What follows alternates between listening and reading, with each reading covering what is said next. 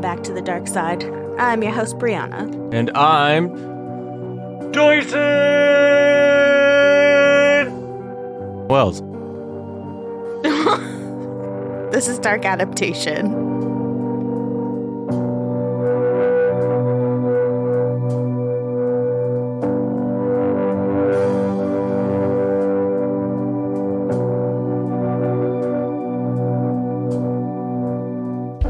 I appreciate that. Your theatrics. Thank you. It's really channeling my Macho Man Randy Savage intro. Yeah? That's something you're into? Maybe. Okay. All right. Let me tell you, brother. This episode today is gonna be the cream of the crop. Oh yeah, it's the cream of the crop. We're gonna rise to the top of the charts, baby. Oh yeah. First of all, that was good. Second of all, I believe that's Bonesaw. I got you for 3 minutes. 3 minutes of me time. Playtime. No, not today. No! Ew, the worst. Want to know why it's Bonesaw? Okay. Oh, Lord. Lord. The way he goes, like, he wiggles his fingers, like, he sees, like, he's like Homer Simpson looking at a donut. Yep. Like, don't mind if I do. I mean, why are you all the way over there on that side of the couch? Oh, couch isn't long enough, I'll tell you that. You're supposed to say, staying away from you.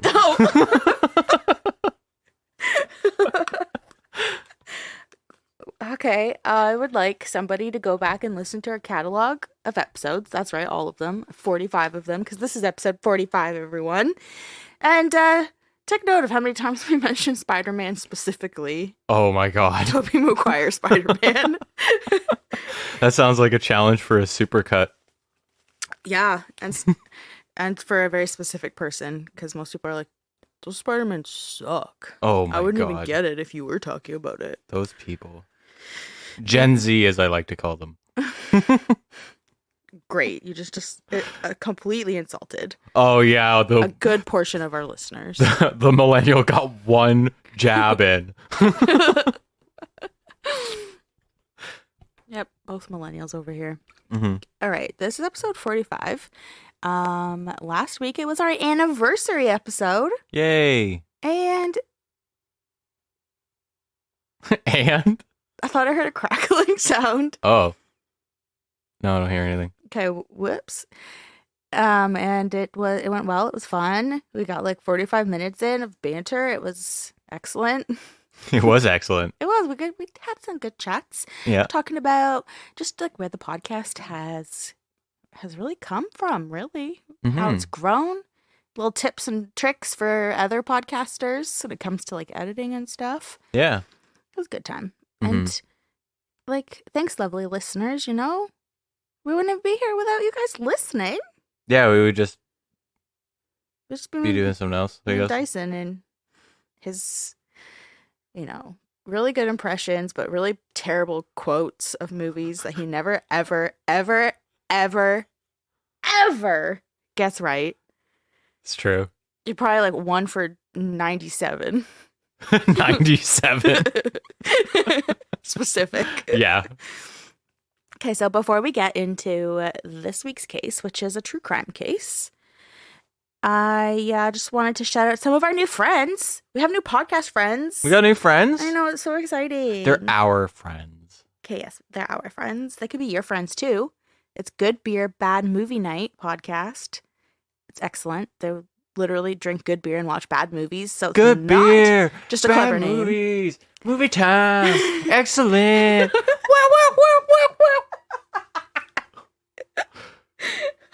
Let me tell you, I just got up from a nap / sleep, and I'm ready to go. Tell the people what time it is. It's 8 a.m. in the morning. No. I'm a responsible. Okay, it's 9 o'clock on the dot at night. It's 9 o'clock at night, people. This kid Yep. slept all day. So don't let him fool you. It wasn't a nap. But yeah, anyway, this isn't about you, Dyson. This is about Good Beer, Bad Movie Night, the podcast. Mm. They found us through, guess who? Our other friends. Who? Spoils of Horror. Oh, fuck. My favorite. I know. They found us through there because, we have their ad, their little promo. They play ours. So, yeah, Pete, who's one of the dudes over there at Good Beer Bad Movie Night, he says that we have an amazing show and we have great production and he likes the content. Hey, thanks, Pete. So thank you a lot, Pete. Thanks, P-Man. Can I call you P-Man? I don't want to, actually. That was supposed to be a little more endearing than that, but it sounds like P. Yeah, I was like, I'm me and Pete, we're new friends, but I'm going to speak on his behalf here, and I think he'll appreciate that. And don't call him P-Man. Don't. Okay, I'm not going to call him that. So yeah, I'll think of something better, Peter. Okay. Good God. Anyway, I'm just letting him know he's got free range on my name now. Yeah, it's Pete. You can call him Dickles. That's what I call him. Big suck. It isn't. Well, it probably is. Shout out to Pete and everyone else at Good Beer Bad Movie Night, our new podcasting friends. They could be your friends too, so go and check them out.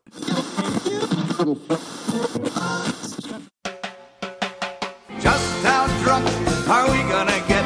Welcome to Good Beer Bad Movie Night, where each month we drink finely crafted brews while watching terrible films in order to see just how drunk you have to get to enjoy them. So tune in and join Troy. Kilroy Kreitz. Oh, that was pretty good. Thank you. Dave. I have the weirdest boner.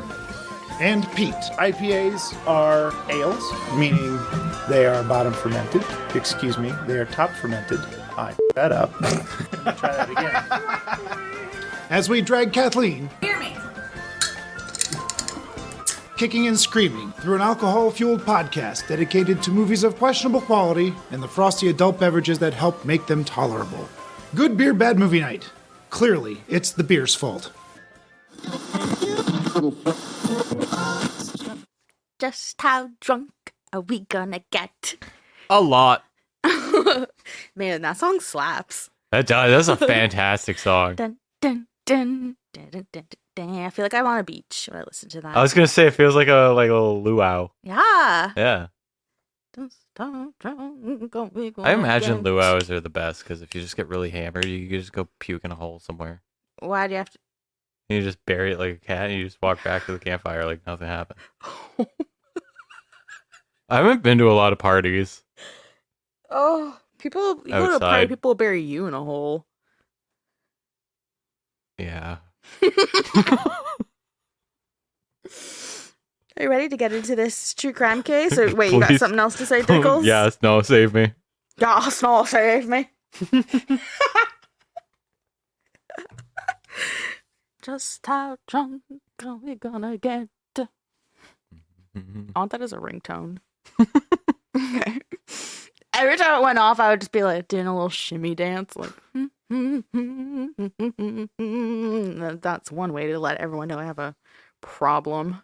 Okay, let's do this. Let's do it. True crime case this week.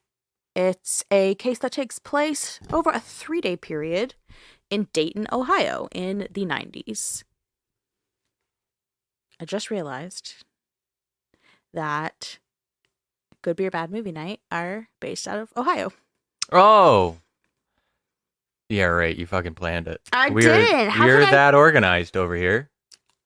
We're not that organized. That's just a cool thing that coincidences happen, and I like them. All right. I wrote the majority of this episode on Tuesday, and me and Pete did not become friends until Friday. Just trying to make us look good.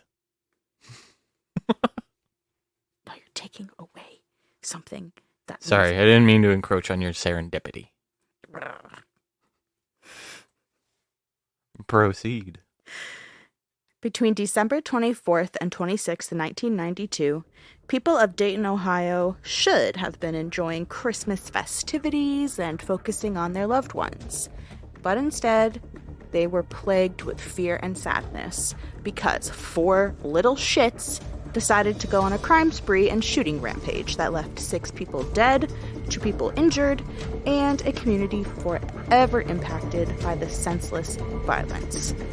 This is the sinister story of the 1992 Christmas killing spree.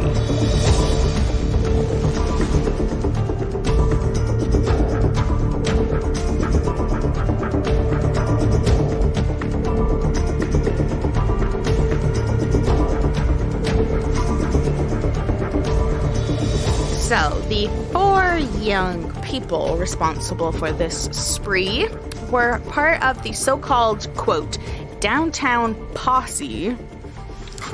So lame. Face. Maybe posse was a cooler word in the early 90s. It must have been, because Jesus. They were a, quote, gang that spent most of their days bumming money in Courthouse Square in downtown Dayton. This feels like theater kids gone bad or some shit. It's definitely kids gone bad. Theater, I can't speak to. Laura Taylor was the youngest of the group of 4 people that we're talking about. She was only 16, but she was, quote, tough as nails. Also, I realized I've been saying, quote, da-da-da, quote, da-da-da, like 8 times. But yeah, 16-year-old who was, just fucking hard as shit. Other posse members consisted of Laura's boyfriend, 19-year-old Marvalis Keene, 20-year-old Heather Matthews, and 19-year-old DeMarcus Smith. So those are the 4 little shits. Bunch of winners right there. Excuse me, winners. Yeah. So they were all estranged from their families when they started hanging out together, and their influence on each other was obviously just terrible. 4 bad apples that when they got together just turned into rotten apples. Were you thinking what I was thinking? What? What were you thinking? It's a apple. Oh, it's an apple. It's a apple. Very obscure quote from one of the sensational shows, A&E's Hoarders. It's just someone's hand just holding up a rotted out fruit. Yeah, it doesn't look like an apple. It looks like a petrified shit. And then they're like, what is it? Oh yeah, you can tell what everything in here is. What is this? It's an apple. It's a apple. Shit. Okay. So initially, it was mostly Laura and Marvalis, so the couple, that were going out committing petty crimes and robberies together. Oh shit, here comes the downtown posse. Oh. They come like marching over, like, oh my god. Snapping their fingers. Definitely snapping their fingers. Nothing cool like glass bottles on your fingers or something. Okay, that was actually sick. I love that. That's scene. what I just said. I know. It's definitely snapping. Nothing cool like glass bottles. Yeah. I wasn't being fucking facetious. Warriors is one of my favorite movies. That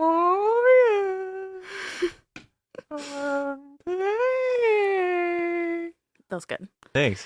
So, yeah, it was mostly Laura and Marvalis that were out here committing petty crimes and robberies together. But, it did not take long for Heather and DeMarcus to join into their escalating crime sprees that they were going on. Mm-hmm. So, in the early morning hours of December 24th, Christmas Eve, when most people are sleeping before a busy day filled with Christmas Eve festivities, Laura and one-time police officer. Oh, good. Voice crack. That's embarrassing. You want me to cut it? Nah. All right. It's just who I am. So, Laura and Marvalis, they decided to execute a plan that they'd been working on. So they needed money, and they settled on robbery being the easiest way to get some. Mm-hmm. So Laura knew a guy that would pay for sex. So they decided that he was the perfect target. So Laura called up this guy, 34-year-old Joseph Wilkerson, and promised him an orgy. It's Christmas Eve. Well, Yuletime romp. Romp, yeah. As part of this plan, obviously, it's an orgy. You need more than just Laura. So they recruited Heather, the other posse member who is new to the gang. And she was just equally as troubled, and she'd been in and out of prison already, even though she was only like 20. So They're like, we'll get Heather in on this. Yeah, she's the perfect one to call on for this orgy. So the three of them show up, Laura, Marvalis, and Heather. They're all hard as nails. Tough as nails. Tough as nails. Hard as shit. Hard as shit. So the three of them, they show up to Joseph's house, which is located at She's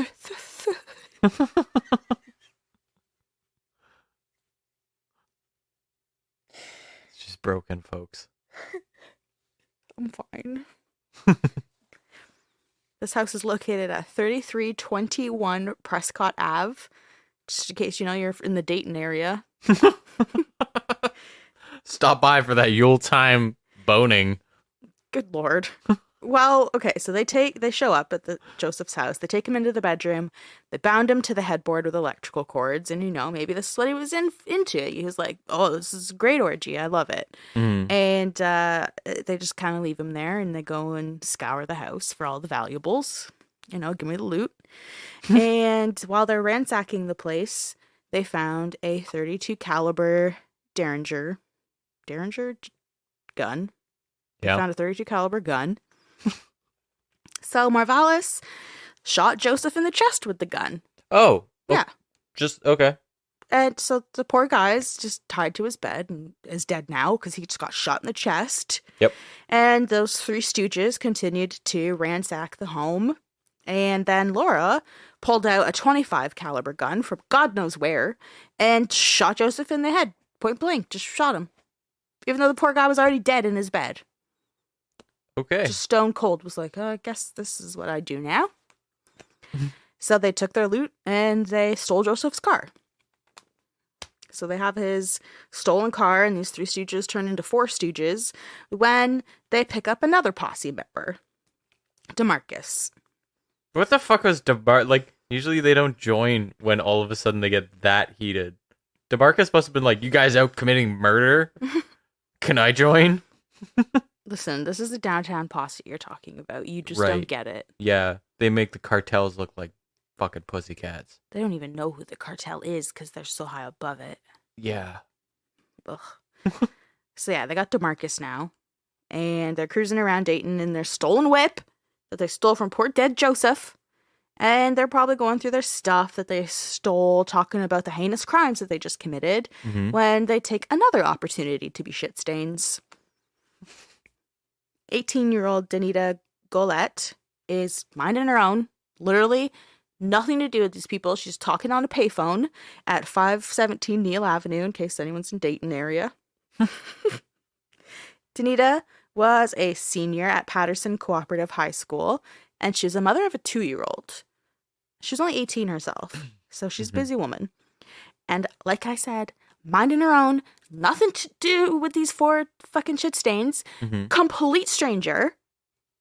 And the posse just rolls up on them, on Danita in the payphone booth, with their guns out, demanding that she hand over her belongings or they're going to shoot her. Okay. So Danita is begging for them not to shoot her. She's totally down. She's obliging. She's like, okay, here's my stuff. She had a backpack, so she hands over her backpack. But they shoot her anyway. 5 times. What the fuck? Yes. And then they steal her tennis shoes and her jacket off of her dead body. Just completely take out this poor woman. Yeah, fuck these kids. And the saddest part is that she was like, obviously being like, don't shoot me. And listened and gave her a backpack. And apparently there was only 50 cents in the backpack. There wasn't even anything. Oh my god, so it's fucking just pointless. They're just... So they're fucking around because, like, who robs someone that's at a payphone? Right. Yeah, like And ATM, just, like, I think is what you were looking for. just saw her there and was like, oh, this is a great opportunity to be assholes. Yep. And rob her fucking body of her jacket and shoes. So the police found Anita's body on the ground outside the phone booth, and in the blood that she got shot 5 times, so there's just blood all over the pavement. And in the blood they found a .25 caliber aluminum bullet shell casing. Okay. Well, maybe more than one, because she was shot 5 times, which is just insane to me. These little fucking shit stains. So finding these shell casings aids in the police's investigation down the road. And Danita was taken to the hospital, but she was pronounced dead when she arrived. Mm. After robbing and killing Danita, the group had a new target. They decided that Heather's ex-boyfriend, 28-year-old Jeffrey Wright, was, I don't know, on their fucking hit list or whatever the fuck they're doing. I don't even think they know. I think they're just literally looking to cause trouble. This is just bloodlust.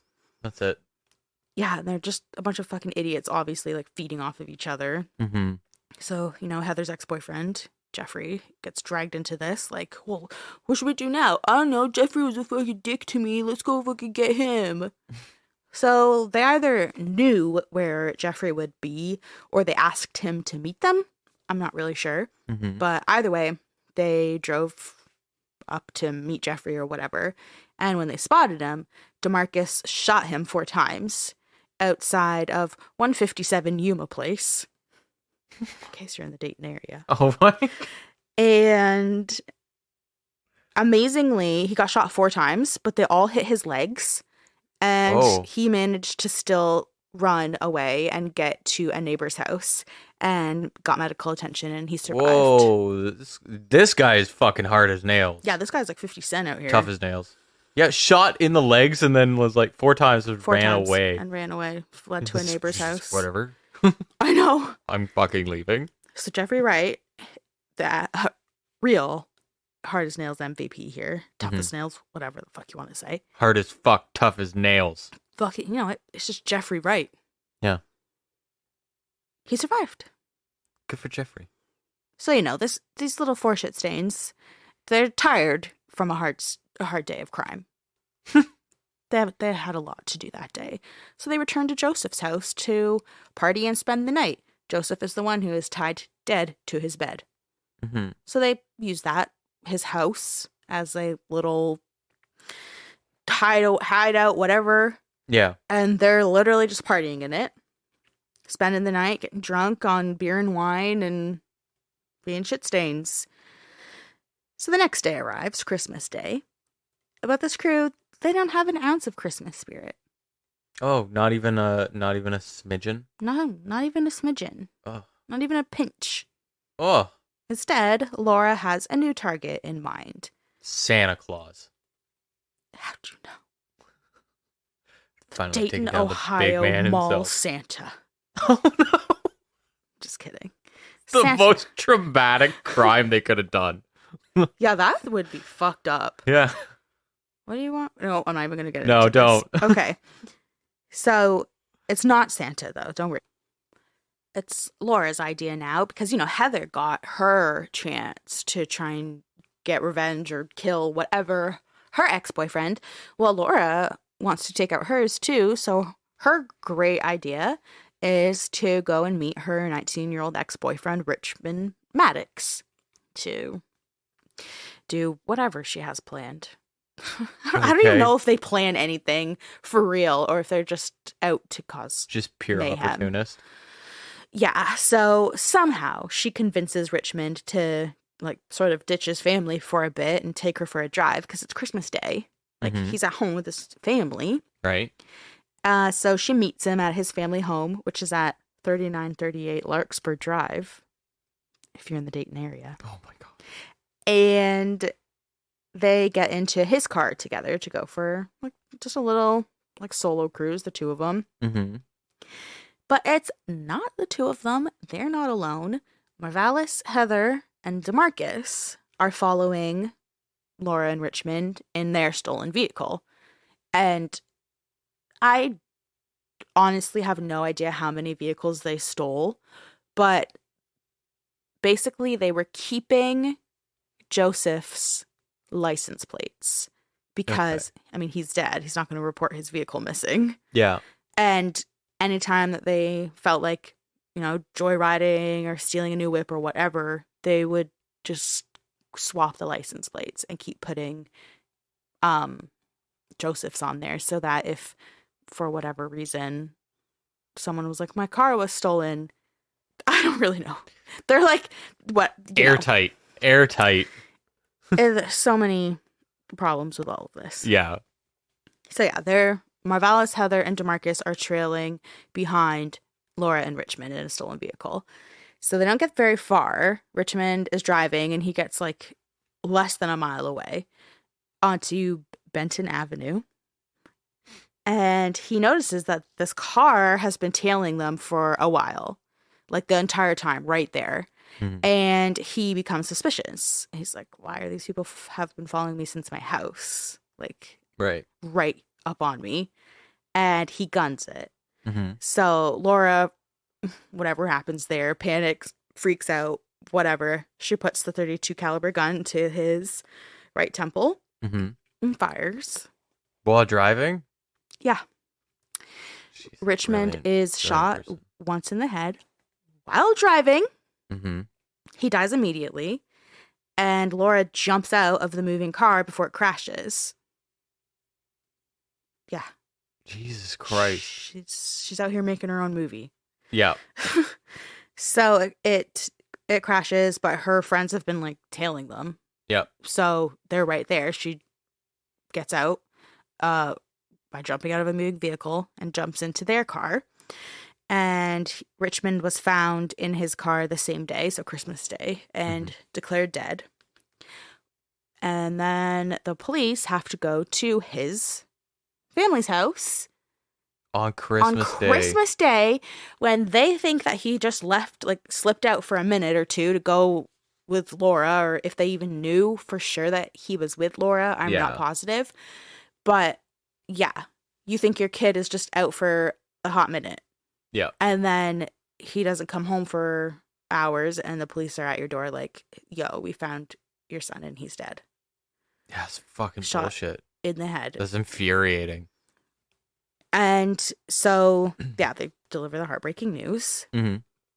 And that's, like I said, I don't know if they knew for sure that he was with Laura, or if, you know, the cops are just asking standard questions like, do you know anyone that would want to hurt him? Do you know anyone that has like bad blood? Whatever.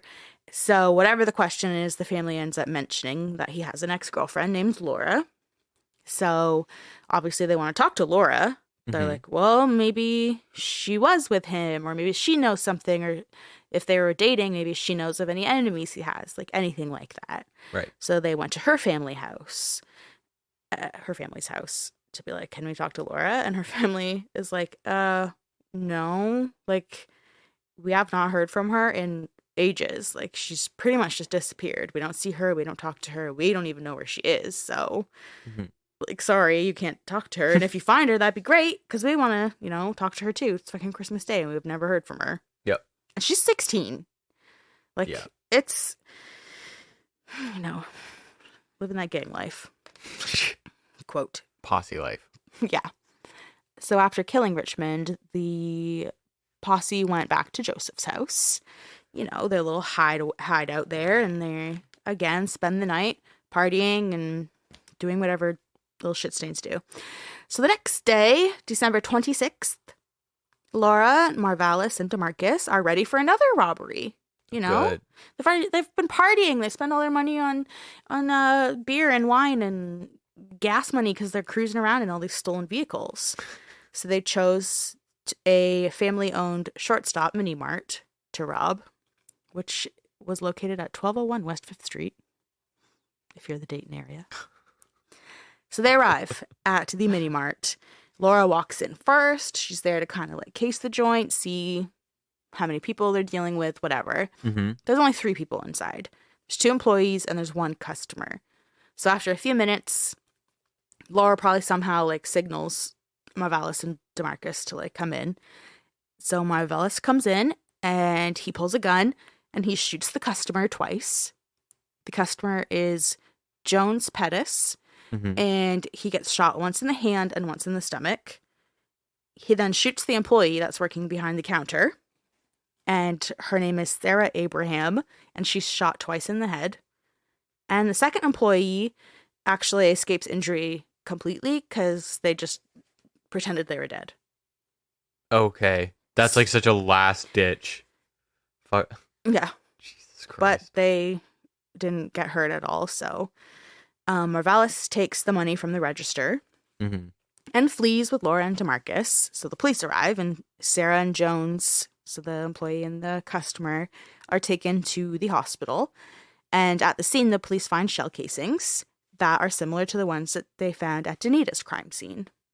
So they're like, they look similar. Obviously, they're going to have to do ballistics testing to see that they're actually connected. But, you know, alarm bells are ringing. Like, ugh, Yeah. not great. There's a fucking spree is probably one of the last things you want to put together. And it's like, in their shoes, they are thinking like, I mean, they look similar, but how could these be connected? These people have nothing to do with each other. It's so random. It's like 2 days later. Like, Yep. what the fuck is, like, you wouldn't think, because there's nothing, they're connected in zero way. Yep. And at least with this robbery, you're like, okay, well, some piece of shit wanted the money out of the register. But with Danita's, it's like, there isn't even a motive. Like, they took her shoes and her jacket. Yep. But she's an 18-year-old girl just on a payphone. So, like, there's literally no connection. So the cops are just like, what the fuck is happening right now? Yeah. So the customer, Jones, he survives. But sadly, Sarah died 5 days later in the hospital. And Sarah was a mother to 3 children. Oh. So on Boxing Day, that's the news you get, is that your mom, who's at work in their family-owned business to support her 3 children. Yep. Boxing Day, she gets shot by Yep. some little piece of shit. And sadly, she dies 5 days later in the hospital. So Laura, Marvalis, and DeMarcus, they're in the whatever number stolen vehicle this is. And they're probably just counting the money that they got away with. How much money do you think they stole that was in the register? They're moving up. Is it 75 cents? Might as well be. It's $44. This is fucking not worth any fucking effort. No. You murdered a mother for $44.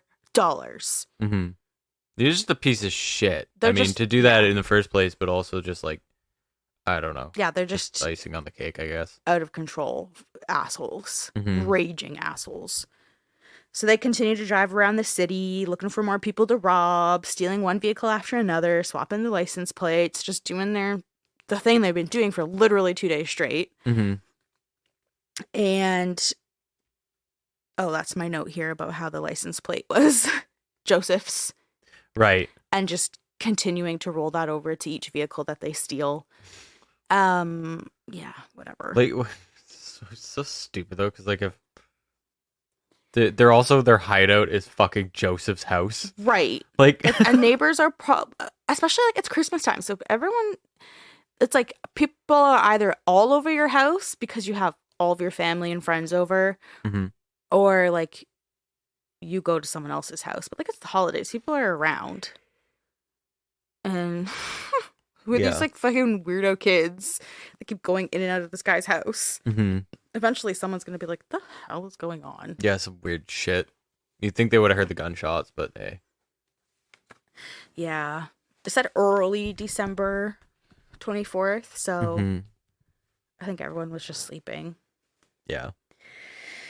So this is where we get into the final murders.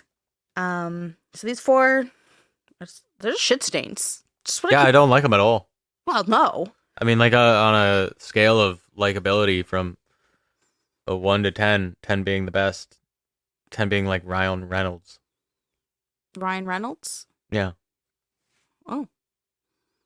They get a .0000.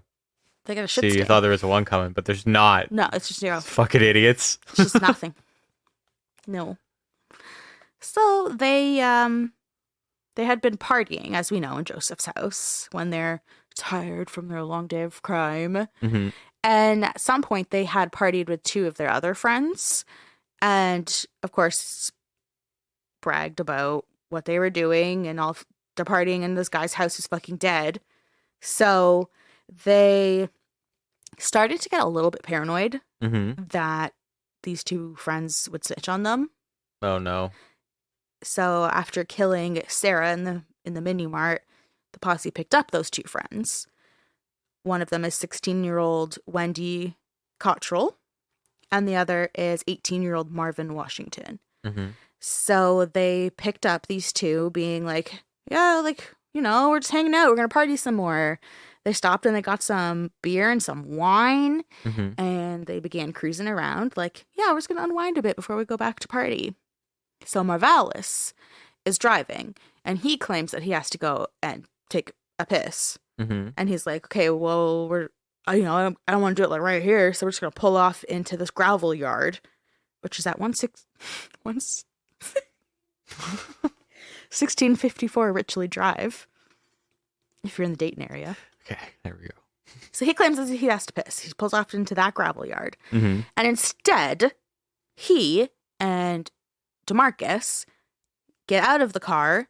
They order Wendy and Marvin out of the car, then Mhm. march them behind one of these huge gravel piles and execute them. Yep. Isn't that just two things there? Don't be friends with these type of people I know. and party with them. And two, if you happen to hear people confess to murder, immediately go to the police, because now you're just a liability to them. Liability to them. And also or- just be the right fucking thing to do. Like, it's not even like a debate. Like, you gotta do it. Yeah, you'd think. Yeah. But, I So- mean, also, it's not really like the best group of people. So maybe they're like, yo, we like fucking killed a guy. And they're all fucking dumb kids. Yeah. The other two could have just been like, oh, I bet you did. Man, if Sure. someone was like, I killed a guy, and I was like, I'm pretty sure he's kidding, I'd still be like, I'm just gonna send it over to the cops anyways. It's the only outcome's a good outcome. Right? I mean, that's true. How well do you really know anyone? Yeah, and also if they were fucking lying, they're gonna get a lesson about that. They don't fucking lie about that shit. Yeah. And then never be friends with them again. Yeah. And then kill them. Kill them in cold blood. Do it. Okay. Let the invasive thought. It's okay, I'll stop. You're a terrible example. I know. At least I know you're kidding. Yeah, I am kidding. And I have not done anything like that. I have not. I have not. It did not hit her. I did not. I did not kill her. I did not. Oh, hi, Mark. Terrible time for a joke. We're so sorry. It's an unrelated tangent that we go off of. It's not anything to do with. No. Yeah, it's episode 45. You know this by now, people. So, yeah. Executed Yeah. behind a gravel pit. Yeah, we really did take an inopportune time to There- tangent. Sorry. Listen, we're not perfect. Their bodies were left as they fell. Right there. They laid there until they were found the next day or the day after. Mm-hmm. But, yeah, they were just left in this gravel pit like they were nothing. Bullshit.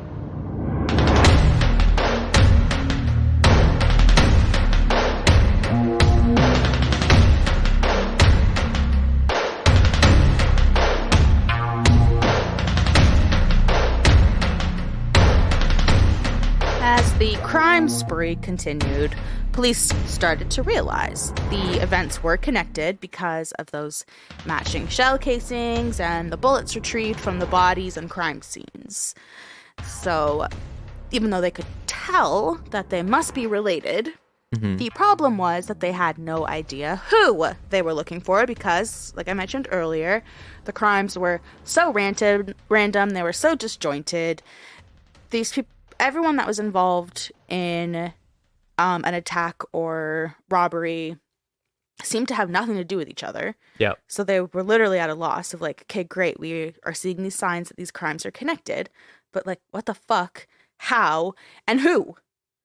Yeah, And it's so upsetting because it's just random acts of fucking violence. exactly, and it's happening so fast. It's only been like 2 days. Mhm. So they're like having a hard time staying on top of it because they're like, what the, like, literally, what the fuck? Mhm. Like, where do we even begin?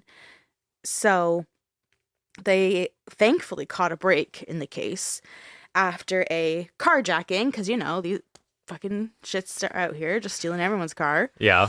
So they caught this break because of this carjacking, and the victim managed to escape. So the cops finally had an exact vehicle to look for.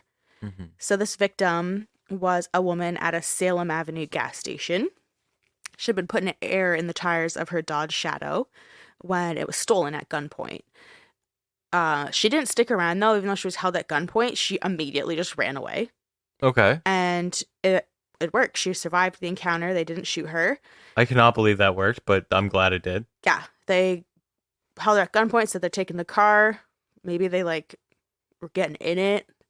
Mm. And before they could have the opportunity to be like, okay, like, you're in the car with us too, let's go, we're taking you, or shoot her dead, she just fucking booked it. Okay. And she survived and was able to call the police and give them, tell them, obviously, like, it's my car, it's a Dodge Shadow, it was taken at gunpoint, and here's my license plate. If it's not those plates, it's not my car. No. No. So we already know they're very airtight plan with the license plates. Right. So yeah, the cops, they know, okay, let's look for this Dodge Shadow.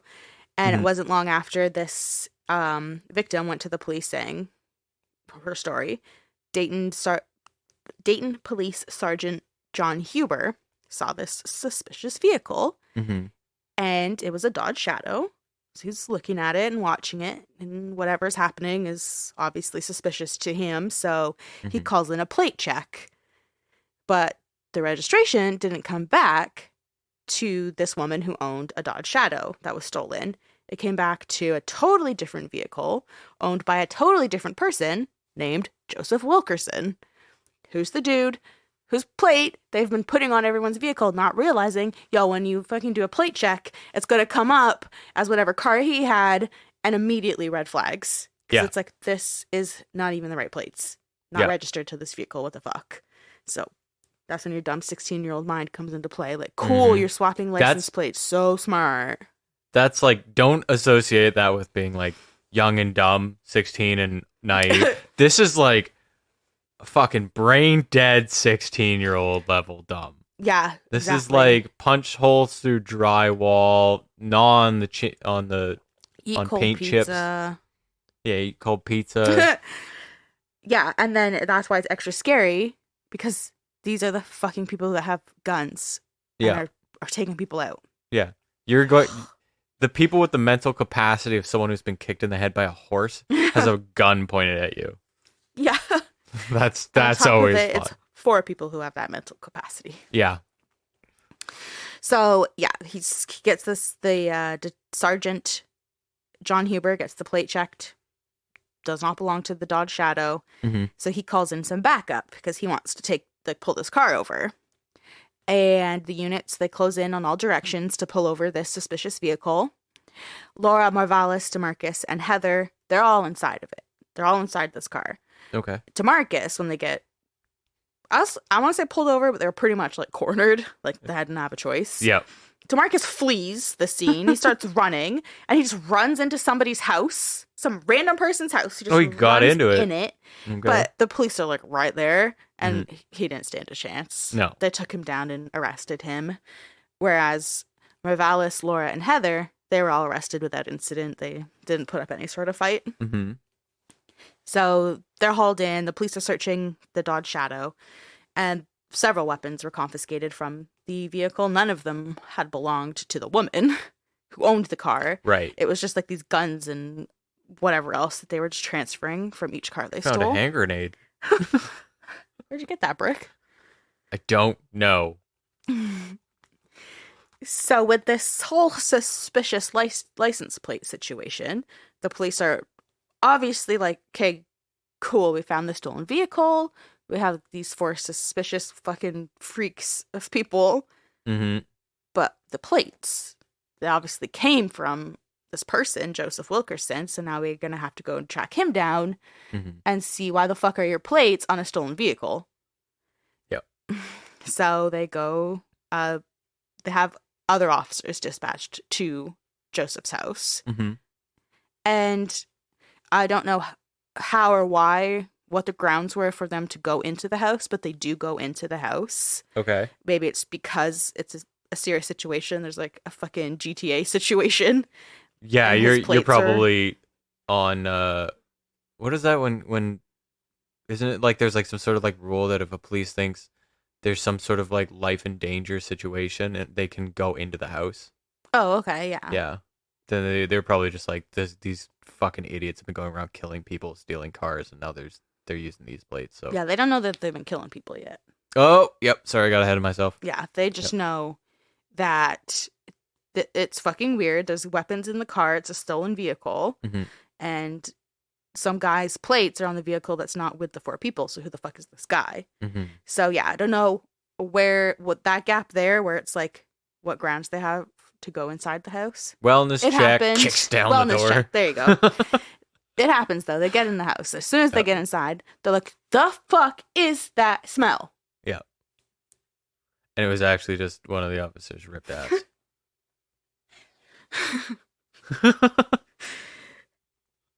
Maybe. Yeah. Because it's a dead body.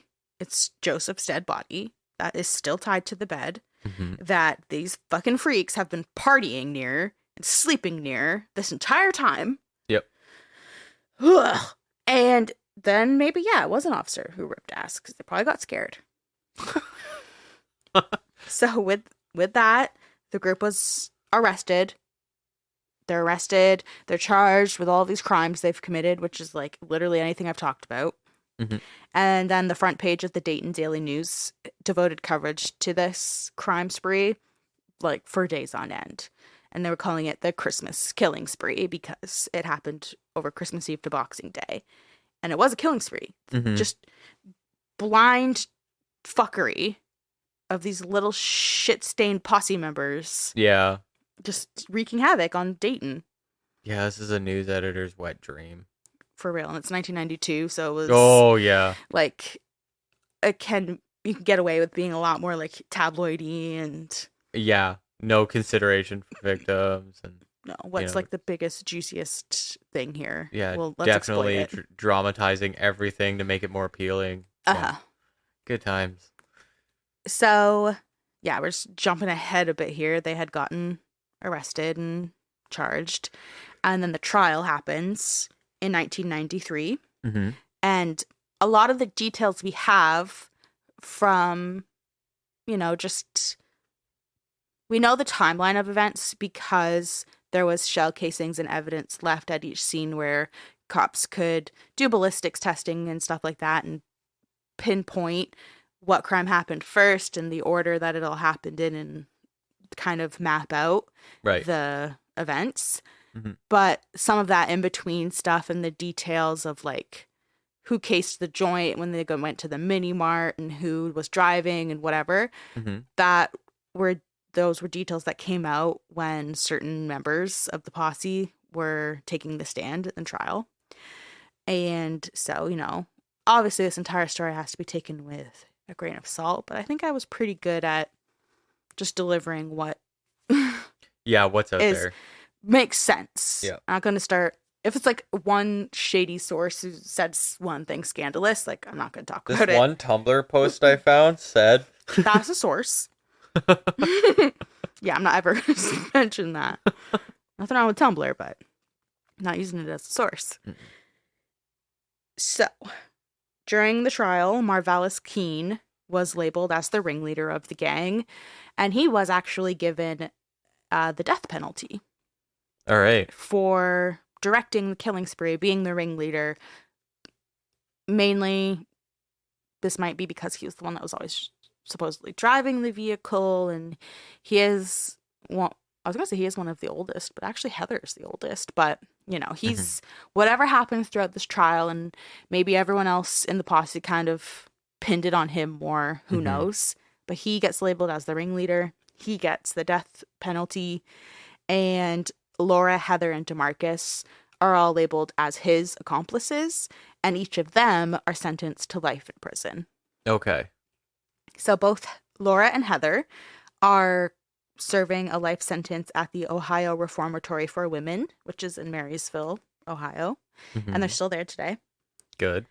And DeMarcus is serving a life sentence at Mansfield Correctional Institute in Mansfield, Ohio. and he is still there today. In case you're in the...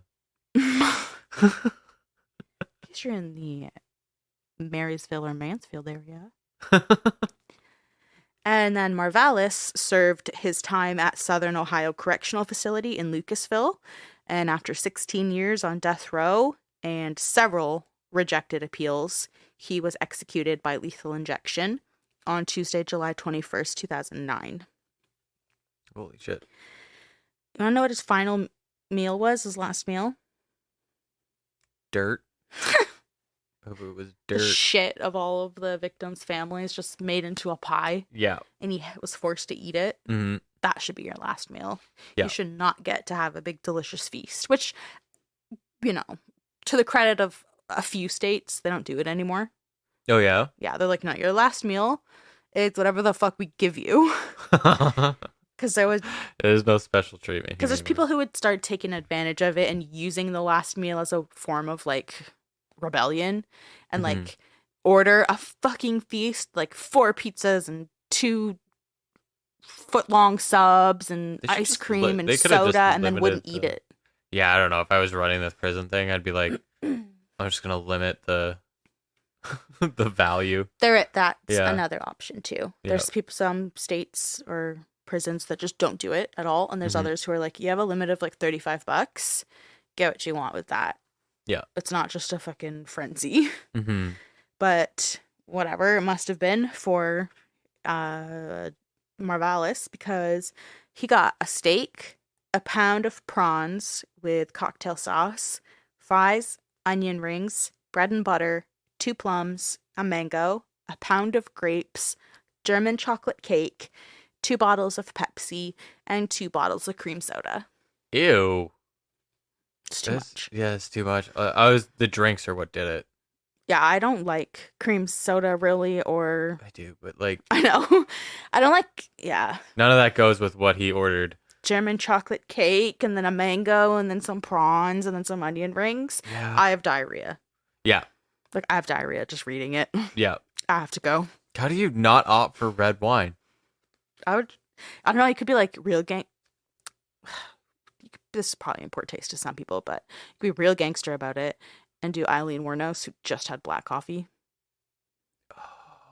You know what? That might be how I would choose to go too. I think I said that to you when I had heard it. But yeah. Or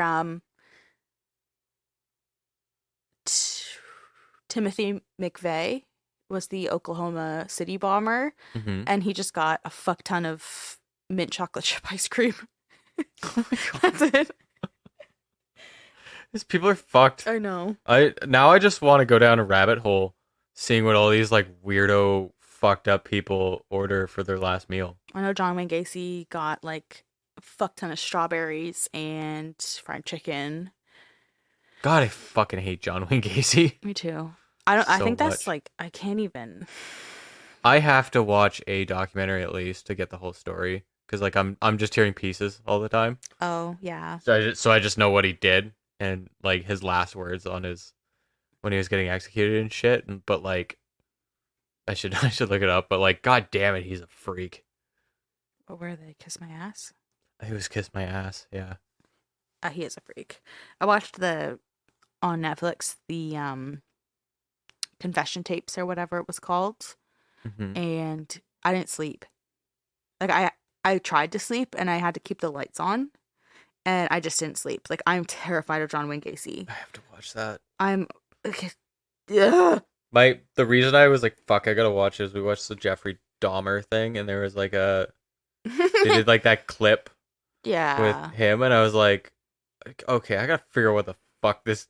As long this as you know the dude clip did. that they show in Dahmer was like totally took a lot of liberty. Like, Yeah, I know. I know. even if he did that, there's no way you would know. Yeah, the I'm God thing, like, yeah. Oh yeah, and him in his clown costume Yeah, doing yeah, that stuff. It's like, well, that's the victim who's dead now. You don't know that. That's what he did. yeah. But yeah. He's, woo, you're going to have to go on a rabbit hole then, because that's a big one. And Mhm. one that I can safely say I will never, ever cover. Ever. I can't. I'm good with that. I don't I want to cover that either from the can't. subject matter. There's something about him. Richard that's- Ramirez, though. I'm not ever gonna do that either. You can't even look at his picture. No, I can. The drawing. It's the one sketch artist rendering. Sketch. No. It's disturbing. It's pretty fucked. How the fuck are you the sketch artist? And that's what you have conceptualized. It's dog shit. Anyway, this isn't about any of them. do you know that this shit stain Marvalis, his last words were, "I have no words." Do you have any last words?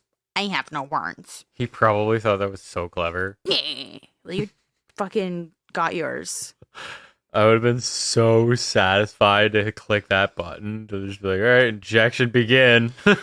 Yeah, you as the executioner, but that just quoting itself, I have no words, is very frustrating. Yeah. It perpetuates the frustration that this case had from the beginning, which is that even facing death, this fucker never offered up a real explanation for what the motives were, why they went on this killing spree. Mm-hmm. Often family members go and watch the execution, and that's your last words is, I have no words. Mm-hmm. So they don't even get a semblance of closure. Like, even if there was no real reason you did this, at least say it. At Yep. least even show remorse. Even just say, I was a fucking dog shit, dumbass 19-year-old who thought I was cool and was in a gang, quote unquote. Mm-hmm. And we just did it because we're fucking asshole idiots. Well, Even that is at least taking... I have a hunch that the reason he's been put to death is for that exact fucking attitude in front of a judge. Oh, absolutely. My guess is like he was one of the... 'Cause you I don't can- know if the other ones were like offered up an apology or were more cooperative or not, but Well, yeah, because I think that those three took the stand yeah. in the trial. Yeah. And was like, ugh. Yeah. And they have shown at least accountability. I know that Heather, in some sort of interview or something, had said that she was like a dumbass who Mhm. wanted to be in a gang. So she acted like this. At least saying like, fuck. Yep. I know. And this is why. It doesn't excuse it at all. You're still a fucking piece of shit. You cannot act this way. But I don't think that Marvalis ever had that. I think he just was stone cold the Yep. whole time. So the judge was like, all right, you're just going to be wiped off the face of the earth, and the others are just going to sit in a jail cell. Exactly. Yep. That's probably so true, especially because he tried to appeal it many times. And he probably went into each appeal not showing remorse, not being able to prove any sort of action that shows he tried to, seek penance or make Mhm. up for it in any way. The judge was probably like, no, reject it again, because look at you. Yeah. And I know like a lot of people on death row, like it says so much because a lot of people will appeal Mhm. just so that they don't like get fucking offed right away. Exactly, just to And keep so they can- postponing. Yeah, so like a bunch of them don't even really get the death penalty really. They just are in the facility for like people on death row, but then they just die of old age or something. But like It's also just a poor system. yeah, it's just shitty.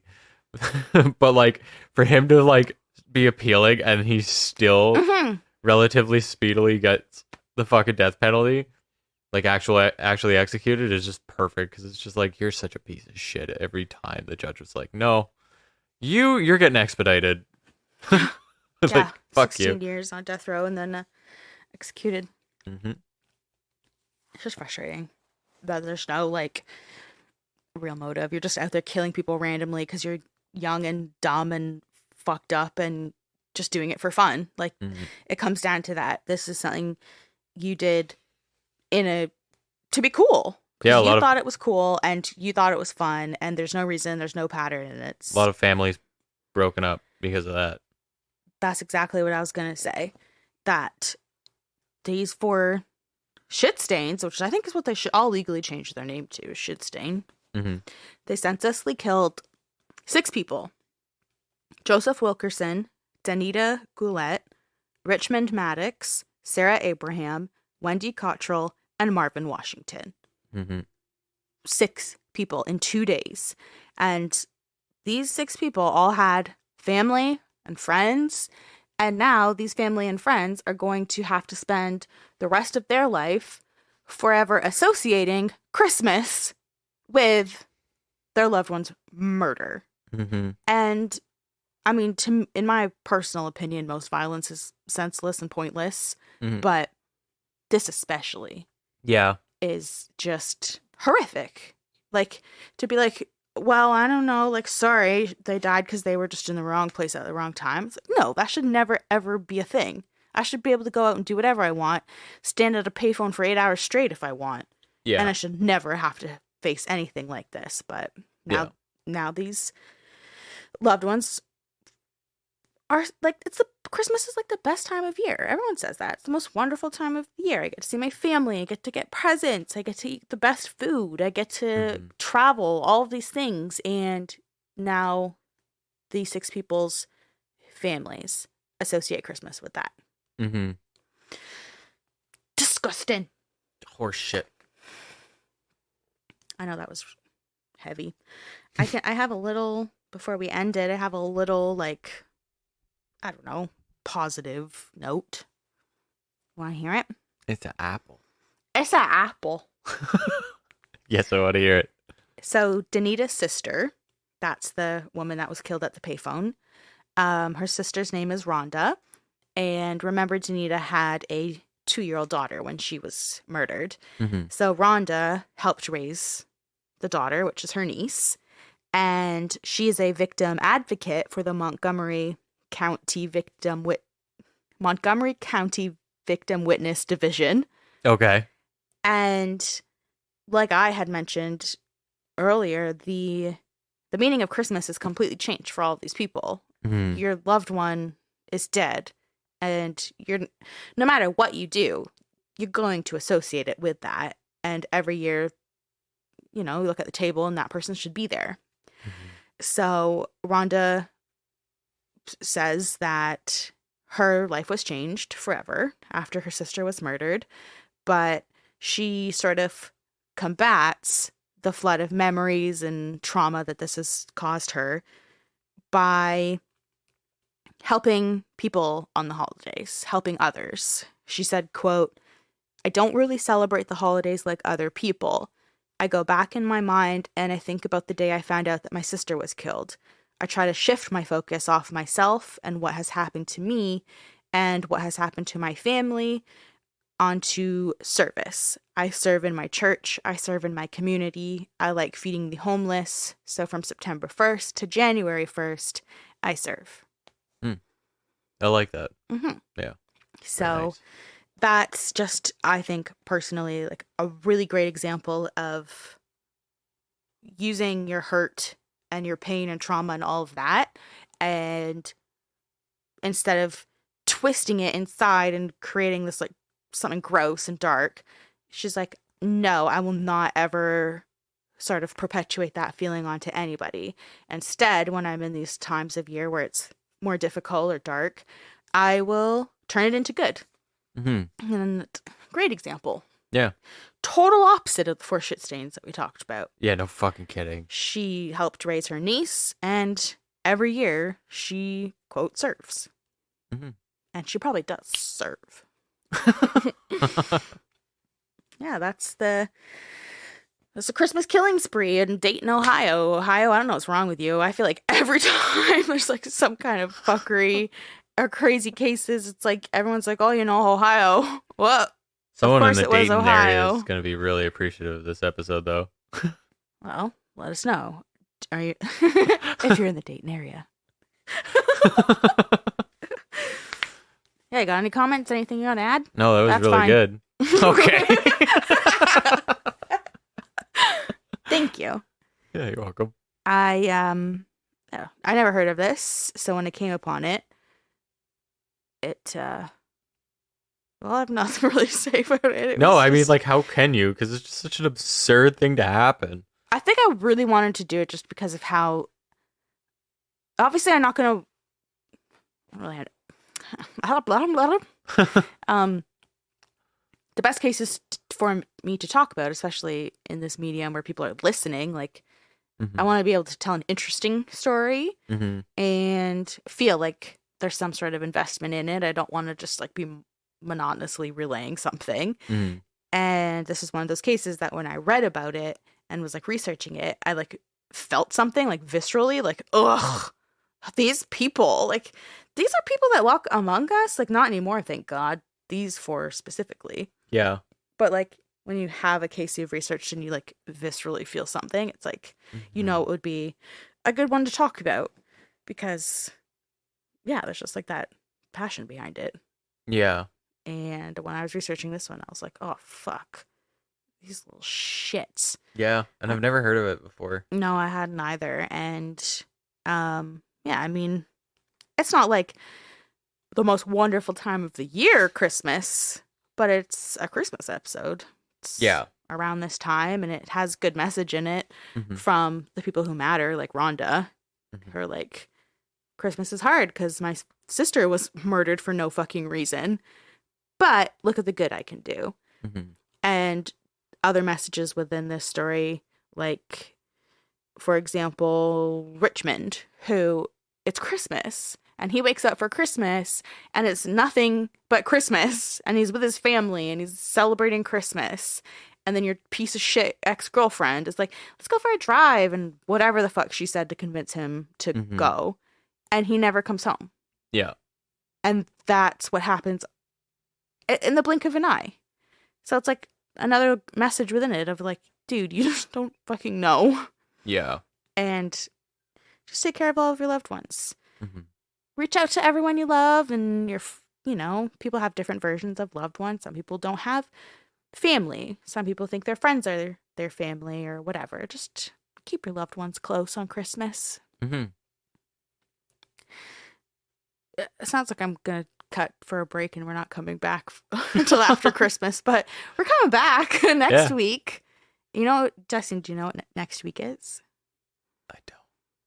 Paige. Is Paige? Paige is coming back. It's a page. It's a page. It doesn't work. It has to be. It doesn't. No. It has to be a vowel. It's in page. No, and page. It's in page. Moving on. Okay. Paige is coming back. Paige will be back next week. That's next week. And Paige will be here. Fuck's sakes. So we're going to post some pictures related to this case. You can follow us on Instagram, Dark Adaptation Podcast. I'm on Instagram. Dyson's on Twitter. You can follow us on Twitter, Dark Adapt Pod, and you can send each other some fire memes.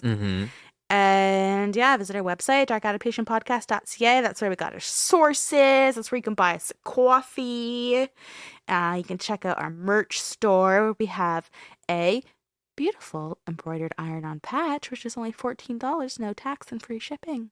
Yeah, that's it, just flat out. Give me $14. And Canadian. We'll get Canadian. We're Canadian. It's even cheaper, US guys. It's technically not. That's not how exchanges work. But anyway. Okay. Well, Dyson, everyone. And then, yeah, everyone, make sure you come back next week where we'll catch you on the dark side for an episode led by Paige. What is she doing? I don't know. All she said was, what are you doing? And I said, well, the first week of December is our anniversary episode. And then the second week of December, I'm going to do like a Christmas/winter themed one. So I don't really know. And then she said, okay. Okay. So, So that's a tune in mystery next one. week to find out, alongside me, what Paige is doing. And it'll be good. It's always good. It is. It's always fire. I'm excited. Me too. Can't wait. Yeah. Okay, bye. Bye.